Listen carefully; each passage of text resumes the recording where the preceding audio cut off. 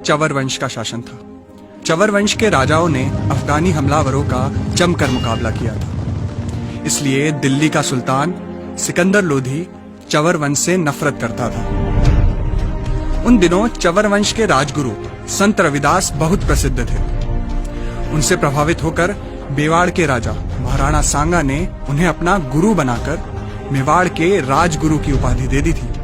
संत रविदास की बढ़ती प्रसिद्धि को देखकर सिकंदर लोधी ने सदना कसाई को संत रविदास के पास भेजा और कहा कि कैसे भी रविदास को मुस्लिम बनाओ। सदना कसाई ने जाकर रविदास से बहस की, पर उस बहस में वो हार गया और उनका शिष्य बन गया। इस घटना के बाद सिकंदर लोधी और अधिक चढ़ गया। उसने संत रविदास और उनके अनेक अनुयायियों को बंदी बना लिया। जेल में संत रविदास का भोजन तक बंद कर दिया गया और उन पर अनेक अत्याचार किए गए। उनसे कहा गया कि या तो तुम इस्लाम स्वीकार करो या फिर तुम्हें मरे हुए जानवरों का चमड़ा निकालने का काम करना होगा। बहुत अधिक अत्याचार सहने के बाद संत रविदास और उनके अनुयायियों ने चमड़ा निकालने का काम स्वीकार कर लिया, पर इस्लाम कबूल नहीं किया। इस घटना का उल्लेख रविदास रामायण में मिलता है।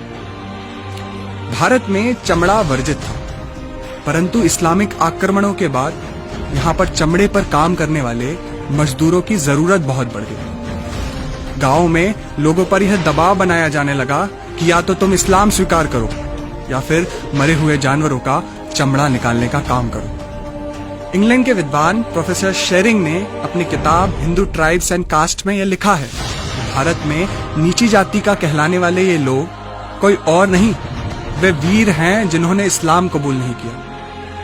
कर्नल टॉड ने तो अपनी किताब में यहां तक कहा है कि भारत में चमार, भंगी जैसे शब्द ही इस्लामिक आक्रमणों के बाद आए।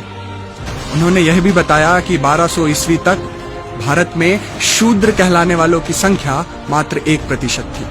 आजादी के बाद मौलाना आजाद भारत के पहले शिक्षा मंत्री बने। उन्होंने जानबूझकर इन तथ्यों को इतिहास की किताबों से गायब करवा दिया ताकि देश में जातिवाद बढ़ता रहे और इसका फायदा कांग्रेस को चुनावों में मिलता रहे। जिन लोगों को हम नीची जाति का कहते हैं, वे लोग इस देश के पहले सत्याग्रही थे। संत रविदास ने उनका नेतृत्व किया था। वे सच्चे अर्थों में क्रांतिकारी हैं। भले ही उनके बलिदानों को इतिहास की किताबों से मिटा दिया गया, पर उनको हमारे दिलों से कभी नहीं मिटाया जा सकता, क्योंकि अगर संत रविदास झुक जाते तो शायद आज हम कुछ और होते, या शायद हम होते ही नहीं।